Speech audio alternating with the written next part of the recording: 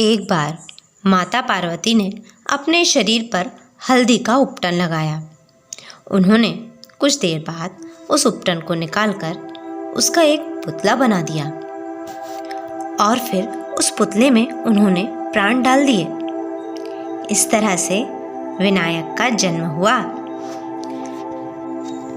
इसके बाद माता पार्वती ने पुत्र विनायक को यह आदेश दिया कि पुत्र जाओ, द्वार पर खड़े हो जाओ और ध्यान रखना कि किसी को भी अंदर नहीं आने देना है। गणेश जी ने कहा, जो आज्ञा माते। और इतना कहकर गणेश जी द्वार पर पहरा देने के लिए चले गए। कुछ समय बाद भगवान शिव जी अपनी लंबी समाधि से उठकर वहां पर आए। उन्होंने उस बालक से कहा, बालक, मुझे अंदर जाने दो, मुझे पार्वती से मिलना है। इस पर बालक गणेश ने कहा, नहीं, आपको अंदर जाने की अनुमति नहीं है। मैं अपनी माता की आज्ञा के बिना किसी को भी अंदर प्रवेश नहीं करने दूंगा। इस तरह भगवान भोलेनाथ के बार बार कहने पर भी बालक गणेश ने उन्हें अंदर नहीं जाने दिया। शिव जी नहीं जानते थे कि ये कौन है। धीरे धीरे ये बात विवाद में बदल गई और ये विवाद धीरे धीरे युद्ध में तब्दील हो गया। बालक गणेश और शिव जी के बीच में बहुत भयंकर युद्ध हुआ।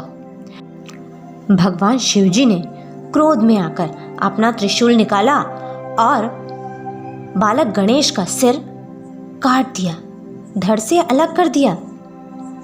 जब अंदर माता पार्वती जी को पता चला तो वे दौड़ती हुई बाहर आईं और अपने पुत्र गणेश का सर कटा हुआ देखकर विलाप करने लगीं, रोने लगीं। उन्होंने भगवान शिव जी से कहा कि हे प्रभु, ये क्या किया आपने? आपने अपने पुत्र को मार डाला, उसका सर काट दिया। भगवान शिव जी को कुछ भी समझ में नहीं आया। वे कहने लगे, अरे, ये हमारा पुत्र कैसे हो सकता है? इसके बाद माता पार्वती ने रोते हुए उन्हें सारी कथा सुनाई। इसके बाद भगवान भोलेनाथ ने माता पार्वती जी को मनाते हुए कहा, पार्वती, कोई बात नहीं, मुझसे भूल हुई है।